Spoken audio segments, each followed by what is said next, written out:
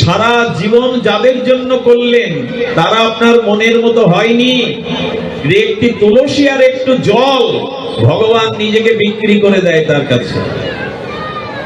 তাকে ছাড়া কাকে ভজন করব? তাকে ছাড়া হৃদয়ে কাকে স্মরণ করব? বড় ভুল হয়ে যাচ্ছে, বড় দেরি হয়ে যাচ্ছে। যে আমাদের উচিত ভগবানকে আমাদের মন, আমাদের অনুরাগ, আমাদের ভালোবাসা দেওয়া। এটি না দিতে পারলে অভিশাপ নিতে হবে। অভিশাপ তো আমরা নিয়েইছি। এই অভিশাপ থেকে আমাদের মুক্তি নাই যতদিন আমরা এই ভজনীয় তত্ত্ব ভগবানকেই আমাদের মন না দিতে পারবো। আপনাদের কাছে বিশেষ অনুরোধ, ভগবান আমাদের এই ভজনীয় তত্ত্বে এই সিদ্ধান্ত দিয়েছেন, না অনুরাগ প্রীতি ভুল জায়গায় দিও না, এই সংসারকে অনুরাগ দিও না, সংসারকে বিচার দাও, কর্তব্য দাও। এ তো মনের ভালোবাসা, মনের প্রীতি, মনের অনুরাগ ভগবানকেই দাও। সেটা না দিলে জীবনে অভিশাপ ঘুচবে না। এই জন্ম মৃত্যু সংসারের অভিশাপ থেকে আমরা কখনো মুক্তি পাব না। ভালোবাসার দৃষ্টান্ত দেখুন, মনে আছে আপনাদের? সার্বভৌম পণ্ডিতের কাছে মহাপ্রভু একদিন নিমন্ত্রণ গ্রহণ করতে গেছেন, ভিক্ষা গ্রহণ করতে। আর সার্বভৌম বহুবিধ ব্যঞ্জনাদি অন্নাদি রান্না করে শ্রীমান চৈতন্য মহাপ্রভুকে বসিয়ে কদলী পাতার উপরে কত বিবিধ ব্যঞ্জনাদি আর স্বর্ণালী শোভাময় ঘৃত ঢেলে দিয়েছে। আর মহাপ্রভুর সামনে হাত জোর করে বলছেন, সন্ন্যাসীর পেতে নেই, সন্ন্যাসীর স্বল্প আহার করতে হয়, আমার কাছে এইসব বলি খাটবে না। আজ তোমাকে পরিপূর্ণ রূপে এই প্রসাদাদি পেতে হবে, আকণ্ঠ ভজন করতে হবে তোমায়। বলেন, সন্ন্যাসীকে এত পাওয়া উচিত? বলে, আমি জানি তুমি জগন্নাথ, ওখানে তো 18 বার ভোগ পাও, এখানে তোমাকে পেতে হবে। আর মহাপ্রভুকে সেবায় বসিয়ে দুয়ারে পর্দা টেনে দিয়ে লাঠি হাতে দাঁড়িয়ে আছে। কেন জানেন? কেউ যাতে গৌর সুন্দরের এই প্রসাদ পাওয়া থেকে আর কোনো উক্তি না করে। তো মহাপ্রভু যখন প্রসাদ পাচ্ছেন, সার্বভৌমের মেয়ে জামাই এসছেন। অমোঘ হলো জামাইয়ের নাম, মেয়ের নাম শাস্তি। জামাই আবার ভগবত প্রেমিক না, ভজন উন্মুখ না। এক ফাঁকে সার্বভৌম কোন একটা বস্তু আনতে গেছে প্রভুর সেবায়, আর পর্দা ঠেলে মহাপ্রভুর ওই অন্ন ব্যঞ্জন থেকে বললে, সন্ন্যাসী এত খায়। যেই বলেছেন সঙ্গে সঙ্গে লাঠি নিয়ে জামাইকে তাড়িয়ে নিয়ে গেছেন সার্বভৌম। এই দেখুন ভালোবাসা কাকে দিতে হয়। আর তাড়িয়ে নিয়ে তাকে মেরেই ফেলবো, আজ আমি তোকে বাঁচিয়ে রাখবো না। প্রভুর সেবাতে তুমি অপরাধ করলে, কোন জায়গায় লুকিয়ে থাকলো, বাড়ি এসে শাস্ত্রীর মাকে বলছেন, মেয়েকে আমার সামনে পাঠাও। মেয়ে শাস্ত্রী সামনে আসলে বললেন, আজ আমি তোকে অভিশাপ দিচ্ছি, তোর শীতের সিঁদুর মুছে যাক। নিজের মেয়েকে বলছেন, তোর শীতের সিঁদুর মুছে যাক। ওরে, যে আমার মহাপ্রভুর সেবা সহ্য করতে পারে না, সে আমার আত্মীয় হতে পারে না, তার বেঁচে থাকার অধিকার নেই, তুই বিধবা হ। কতটা ভালোবাসলে কথা বলা যায়। রক্তবমি শুরু হলো অমোঘের। মহাপ্রভু সেবা নিয়ে চলে গেলেন। সারাটা দিন ঘরে দৌড় দিয়ে কাঁদতেন, প্রভু তোমাকে সামান্য একটু সাকান্ন দিতে গিয়েও আজ অপরাধ হয়ে গেল। নিজের জামাতা তোমার সেবাতে ত্রুটি দেখলো, এ জীবন রেখে লাভ কি? উনি সারা দিন উপবাস করে ঘরে বসে কাঁদছেন। এদিকে অমোঘের রক্তবমি শুরু হলো। সেই রক্তবমিতে যখন মৃতপ্রায় মহাপ্রভুর কানে কথাটা গেল, সার্বভৌমকে বুকে জড়িয়ে বললেন, ক্ষমা করে দাও, অবুঝ বোঝে না। আর অমোঘের পাশে গিয়ে প্রভু তাকে কৃপা করলেন, সুস্থ করলেন, প্রভুর চরণে পড়লেন। নালে ওই দিনই শাস্ত্রীর সিঁদুর মুছে যেত। একবার ভাবুন তো, কতটা মহাপ্রভুকে ভালোবাসলে নিজের মেয়ের বৈধব্য কামনা করতে পারে। বেঁচে থেকে লাভ কি? যে আমার প্রভুর সেবায় সহ্য করতে পারে না, সে আমার আত্মীয় নয়। এই হলো ভালোবাসার দৃষ্টান্ত। তারা সর্বস্ব ভগবানকে দিয়েছে। আর ভগবান ভালোবাসাটা ভাগাভাগি পছন্দ করে না। একে দেবেন তাকে দেবেন, 14 জনকে জগতের ভালোবাসা দেবেন, তো ভগবানকে কি দেবেন? আমার কোন বস্তু যদি কারো কাছে বন্ধক রাখি, প্রয়োজনে সেটা সবসময় পাওয়া যাবে? বন্ধক রাখা জিনিস। তা গোবিন্দ বললেন, স্ত্রী পুত্র দেহ সংসারকে মনটা বন্ধক দিয়েছে ভালোবাসাটা, তা আমাকে কি দেবে? ওই বন্ধকি মনটা, অনুরাগটা ছাড়িয়ে আমাকে দাও। বন্ধকি বস্তু সর্বদা তুমি পাবে না।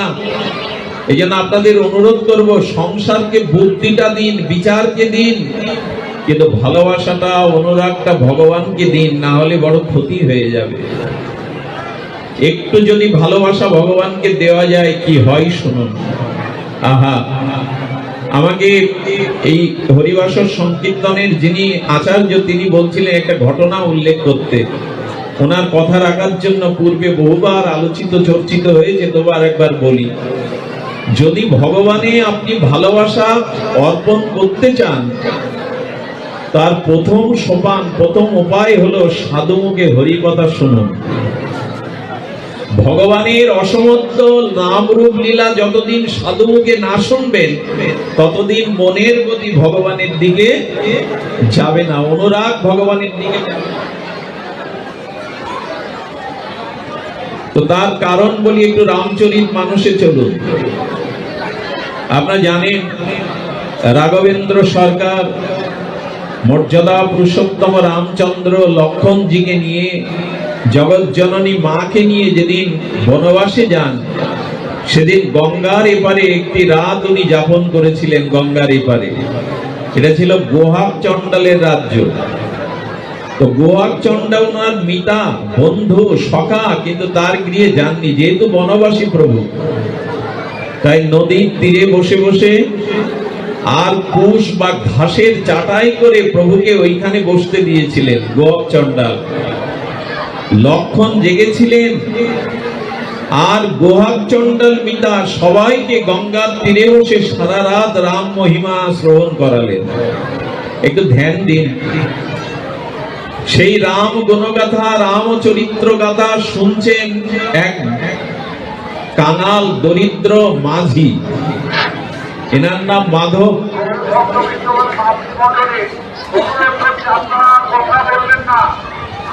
জয় শ্রী রাধে। শ্রবণ করুন, কোলাহল থাকবে, ধ্যান দিন। তো একজন নাবিক বসে বসে সবার পিছনে শুনছেন, ইতিপূর্বে তিনি হরি কথা শোনেননি কোনদিন।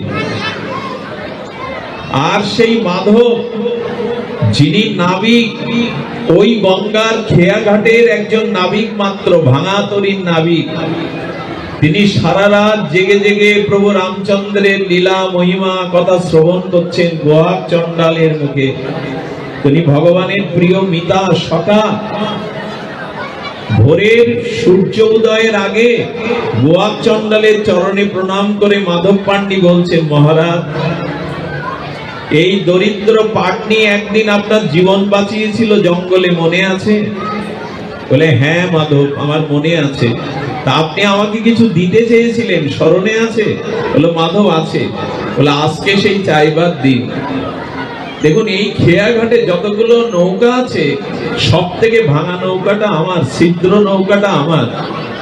আমি জানি প্রভু মা জানকীকে নিয়ে, ঠাকুর লক্ষণকে নিয়ে সকালে পার হবেন এই খেয়াঘাট, কিন্তু প্রভুর যে চরণ মহিমা, লীলা মহিমা আমি শ্রবণ করেছি একটি রাতে। আমার একটাই ইচ্ছা, আপনি আদেশ দিন, কালকে সকালে প্রভু পার না হওয়া পর্যন্ত এই ঘাটে অন্য তরণী থাকবে না। আমার ইচ্ছা, আমার ভাঙা তরণীতে আমি প্রভুকে পার করব। গোহাক প্রভুর প্রতি ভালোবাসা থেকে বললেন, ঠিক আছে, আমি ব্যবস্থা করছি। উনি ঘোষণা দিলেন, দিনের প্রথম প্রহারে মাধবের নৌকা ছাড়া ওখানে আর কারো নৌকা থাকবে না। ভোরের আলো ফুটে উঠল। মাধব নৌকাটা, ভাঙাচুরো নৌকাটা নিয়ে আর ছেঁড়া একটা কাপড় মাথায় পাগড়ি বেঁধে নৌকাটা ঘাটের থেকে একটু দূরে রেখেছে। দূরে রেখে অন্যদিকে ভিড়ে আছে মাধব। রঘুপতি রামচন্দ্র, মা জানকী, ঠাকুর লক্ষণকে নিয়ে আজ ঘাটে এসেছে। আহা, ঘাটে এসে পরম দরদ কণ্ঠে আর প্রভু বলছেন, ওগো মাঝি, দয়া করে পার করে দাও না। আচ্ছা চিন্তা করেন, এই অনন্ত বিশ্ব ব্রহ্মাণ্ডের সংসার সাগরের যিনি পারের কর্তা, তিনি আর সাধারণ মাঝির কাছে হাত জোড় করে দণ্ড করছেন, আমাকে পার করে দাও। আচ্ছা যার রাজ্য, সেই গোহাক চণ্ডাল রাজাকে বললে পারের ব্যবস্থা করতো না? কিন্তু ভগবান আজ মর্যাদা শিক্ষা দিতে এসে বলছেন, না, মাঝির কাছে গিয়ে নিজেই বলতে হবে, আমি বিশ্ব সংসারের ভব সংসারের কাণ্ডারি, তবু নিজে বলছেন মাঝি পার করে দাও না। এই কথা কানে যাচ্ছে মাধবের, কিন্তু ইচ্ছা করে অন্যদিকে ফিরে আছে, তাকাচ্ছে না। লক্ষণ ঠাকুরের একটু ক্রোধ বেশি। ঠাকুর লক্ষণ বলে বসেছে, যারা তোমার কথা শোনে না প্রভু, তুমি তাদের বেশি ভালোবাসো। লক্ষণের দিকে তাকিয়ে রঘুপতি রাম বলছেন, বনবাস তো তোমার বা সীতারও হয়নি, তোমরা কি আমার কথা শুনেছো? বনবাসে তো তোমাদের আসার কথা না। লক্ষণ, কখন যখন কেউ আমার কথা শোনে না, জানবে যে শুনছে না তারও আমার প্রতি প্রীতির কারণ আছে। যেমন তোমরা আমার কথা শোনোনি, বনবাসে চলে এসছে। বারবার ডাকছে, মাঝি ভাই পার করে দাও না। আজকে মাধব পান্ডি বলছেন, এই না হলে ভগবান আমার মতো কাঙাল মাঝিকে অনুরোধ করছো পার করে দেওয়ার জন্য। এই না হলে, এই ব্যবহার না হলে তুমি মর্যাদা পুরুষোত্তম। সবাইকে সম্মান দেওয়ার শিক্ষা দিচ্ছেন রঘুপতি রামচন্দ্র। এই রিক্সা যাবি, এটা ভাষা হতে পারে না।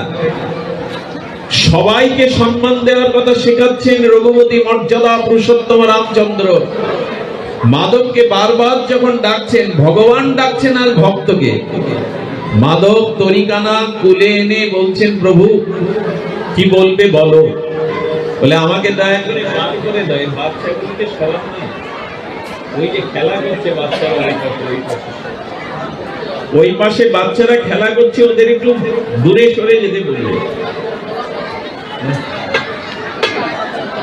জানি না, আমার হয়তো ভজনে কোনো অপরাধ আছে, আমি পরিবেশ পাচ্ছি না।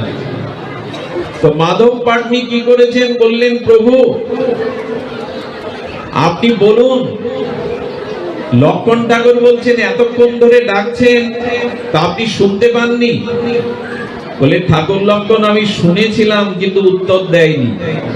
আহা, কেন উত্তর দাওনি? বলে, প্রভুকে আজ একটা শিক্ষা দেব। এই সুযোগ পেয়েছি যে প্রভুকে আজ একটা শিক্ষা দেব বলে আমি ডাক শুনলেও সাড়া দেইনি। লক্ষণ বললেন, প্রভুকে শিক্ষা দেবে? রাম তখন হাত জোর করে বলছেন, বলো না কি শিক্ষা দিতে চাও? বলে, প্রভু আমি ভালোভাবে জানি একদিন এই বিশ্বের জীব তোমার খেয়া ঘাটে গিয়ে দাঁড়াবে। তোমার ঘাটে যেদিন আমরা যাব, সেদিন এক ডাকেই সাড়া দিয়ে তরণীতে তুলে নিও, যেন ডাকের অপেক্ষা রেখো না। খেয়া ঘাটে মাঝিকে ডাকলে মাঝি যদি সাড়া না দেয়, ঘাটে দাঁড়ানো যাত্রীদের যে কি কষ্ট হয়, এটা শিক্ষা দেওয়ার জন্য আমি তোমার ডাক শুনেও শুনিনি। কথা দাও, তোমার ঘাটে যারা যাবে, এক ডাকেই তাদের নৌকা তুলে নিয়ে তরণীতে, তাদের জন্য বিলম্ব করো না। রামের চোখে জল চিকচিক করে উঠল।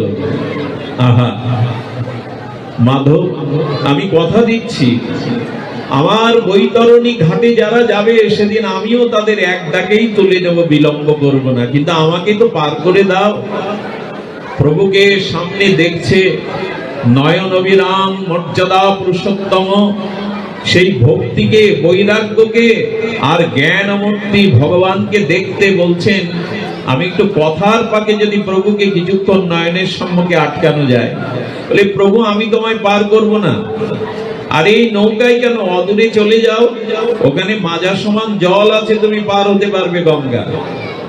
রাম ভগবান বললেন, আমি পারবো, লক্ষণ পারবো, তোমার মা পারবে না। তুমি দয়া করে তরণীতে তোলো, আমাকে পার করে দাও। তখন বলছে, প্রভু আমি কাল রাত্রি আপনার মহিমা জেনেছি, আপনাকে আমি নৌকায় তুলবো না। লক্ষণ তো কথায় কথায় রেগে যান, কেন তুলবে না? বলে, ঠাকুর লক্ষণ, প্রভু আমার প্রিয়, প্রভুর সাথে আমার কোনো বিরোধ নাই। প্রভু